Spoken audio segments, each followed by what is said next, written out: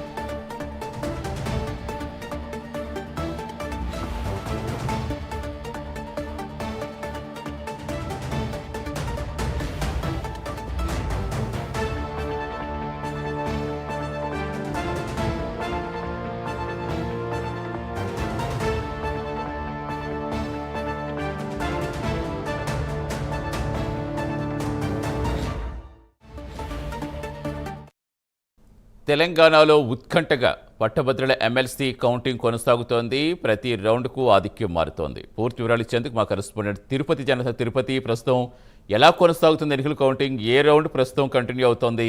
ఏ time పట్టే అవకాశం ఉంది పూర్తి ఫలితం తేలేందుకు?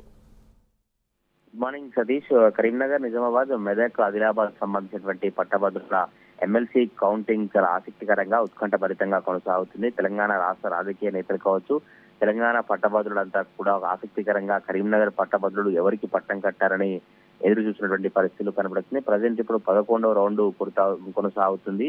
కొద్దిసేపటి క్రితమే 10వ రౌండ్ సంబంధించినటువంటి ఫలితాలను అధికారులు వెల్లడించారు. ఇందులో 4,562 ఓట్లతో ప్రస్తుతానికి బీజేపీ అభ్యర్థి అంజిరెడ్డి లీడ్ లో ఉన్నారు. మొదటి తొలి రౌండ్ నుంచి కూడా ఇప్పటి వరకు 10 రౌండ్లకు సంబంధించి కూడా బీజేపీ అభ్యర్థి అంజిరెడ్డి లీడ్ లో కొనసాగుతున్న పరిస్థితి కనబడుతుంది. బీజేపీ అభ్యర్థి అంజిరెడ్డికి ఇప్పటి వరకు 70,740 ఓట్లు వచ్చాయి. కాంగ్రెస్ అభ్యర్థి నరేందర్ రెడ్డికి ఇప్పటి వరకు 66,178 ఓట్లు వచ్చాయి. బీఎస్పీ అభ్యర్థి ప్రసన్న హరికృష్ణకు ఇప్పటి వరకు లెక్కించినటువంటి ఓట్లలో 56,946 ఓట్లు వచ్చాయి. ఇప్పటి వరకు అధికారులు టోటల్ గా 2,10,000 ఓట్లను లెక్కించారు.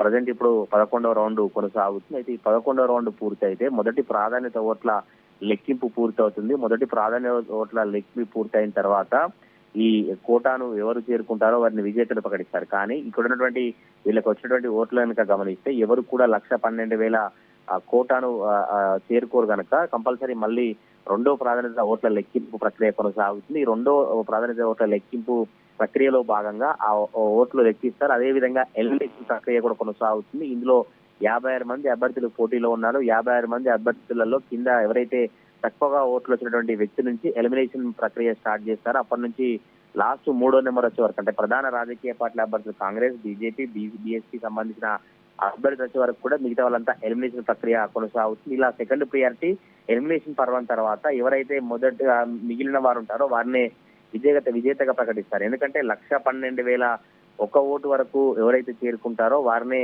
విజేతగా కొనసాగించేటువంటి అవకాశం కనబడుతుంది. ఎందుకంటే సాధారణ భిన్నంగా కౌంటింగ్ కంటే ఈ ఎమ్మెల్సీ పట్టభద్రులకు సంబంధించిన కౌంటింగ్ భిన్నంగా ఉంటుంది. ఎందుకంటే ఎన్నిక ప్రియారిటీ బేస్డ్, మొదటి ప్రియారిటీ ఓటు వేసుకోవచ్చు, రెండో ప్రియారిటీ ఓటు వేసుకోవచ్చు, మూడో ప్రియారిటీ ఓటు వేసుకోవచ్చు. కనుక పట్టభద్రులు సెకండ్ ఎవరికి వేశారు, ఫస్ట్ ఎవరికి వేశారు, థర్డ్ ఎవరికి వేశారు, ఇలా అధికారులు లెక్కింపు కొనసాగిన తర్వాతనే ఈ మొత్తం తుది ఫలితం తేలే అవకాశం ఉంది. ఈ రోజు మధ్యాహ్నం కల్లా తుది ఫలితాలు వచ్చేటువంటి అవకాశం అయితే కనబడుతుంది. మొన్న 3వ తారీఖు ఉదయం నుంచి ఈ కౌంటింగ్ ప్రక్రియ అయితే కొనసాగుతా ఉంది. మరి కాసేపట్లోనే 11-2 ఫలితాలు పూర్తిగా వచ్చిన తర్వాత మొదటి ప్రాధాన్యత ఓట్ల లెక్క తేలనుంది సతీష్.